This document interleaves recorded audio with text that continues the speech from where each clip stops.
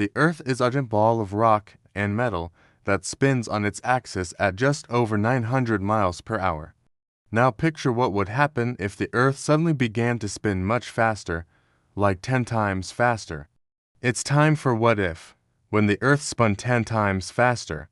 When the Earth spun 10 times faster, the atmosphere would be affected almost immediately. At our planet's equator, winds would reach speeds of over 360 miles per hour.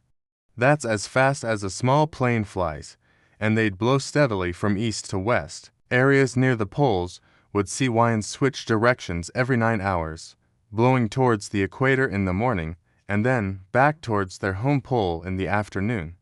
And we don't even have to do the math to know that the strongest winds would occur at the equator, where the Earth's rotational speed was the fastest. But how exactly would this affect daily life? Well, not good.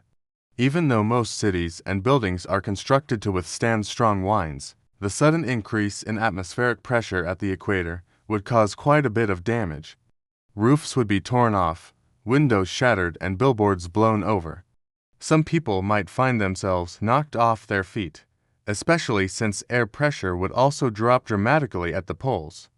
The polar regions would become virtual wind tunnels, with air rushing from high-pressure areas near the equator to the low-pressure areas near the poles. The air pressure difference between the poles and the equator could reach over 40 pounds per square inch.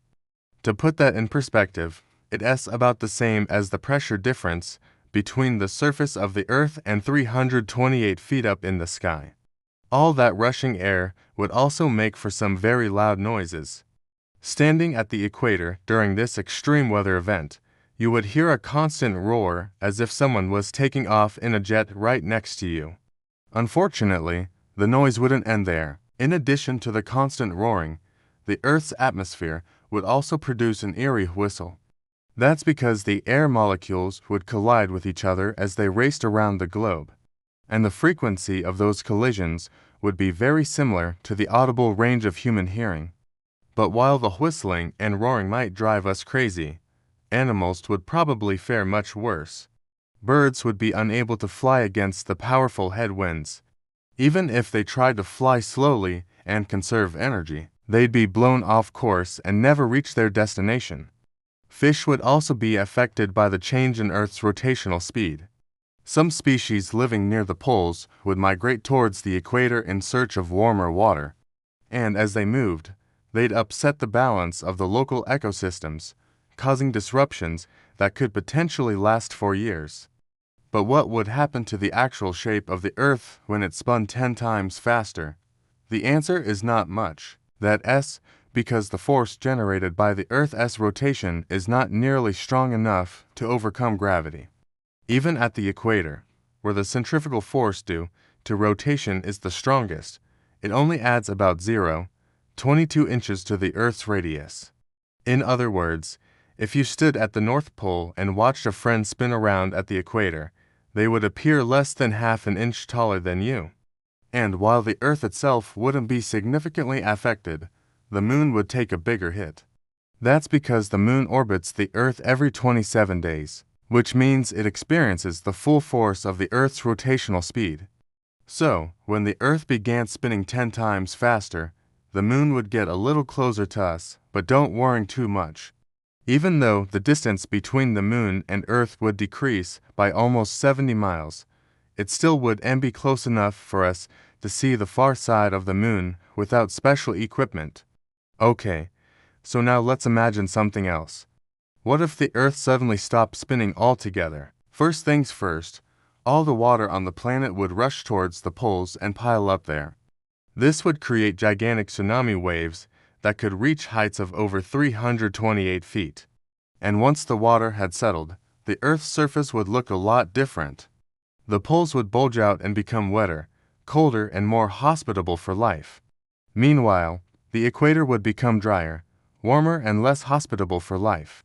In fact, the conditions at the equator would become so unbearable that the rainforest would likely turn into a desert. All the plants and animals living there would either have to migrate or die. And here's another interesting thing. Since the Earth's gravity depends on both mass and the distance between objects, the Earth would actually become slightly smaller when it stopped spinning. That S because the equatorial bulge would disappear and the Earth's gravity would pull everything a little closer together. Of course, standing at the equator, you wouldn't feel any of this happening. You'd probably feel like you were the center of the universe.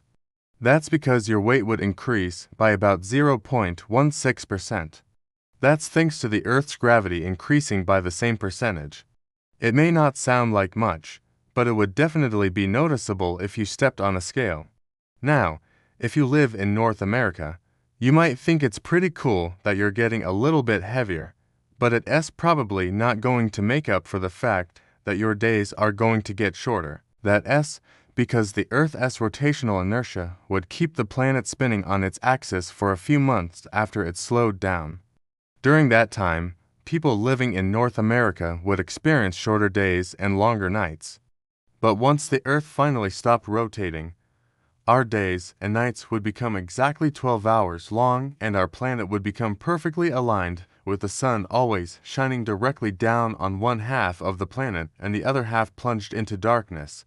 It might seem like a peaceful scene, but in reality, it would be anything but.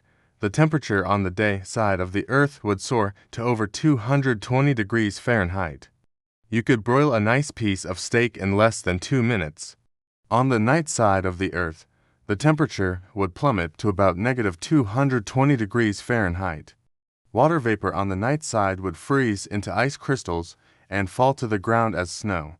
And this would eventually form gigantic snowdrifts that would block the entire face of the moon. To make things even weirder, the Earth's magnetic field would stop protecting us from the sun's radiation. That's because the Earth's rotation generates electric currents in the planet's core. These currents help to form the magnetic field that shields us from the sun's harmful rays. Without rotation, the magnetic field would weaken and the Earth's surface would become more exposed to cosmic radiation.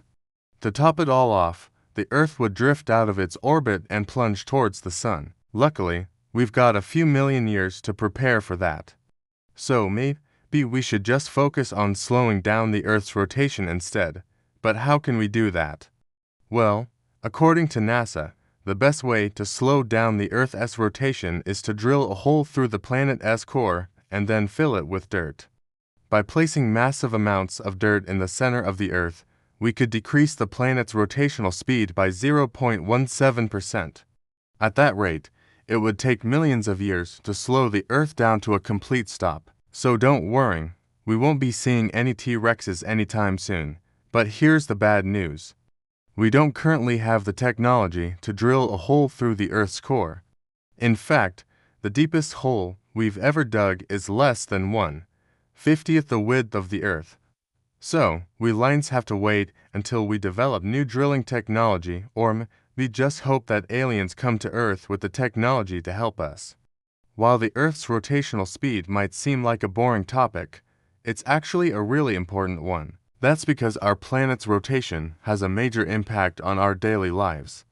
For example, it's responsible for the Coriolis effect, which causes hurricanes and other large-scale weather patterns.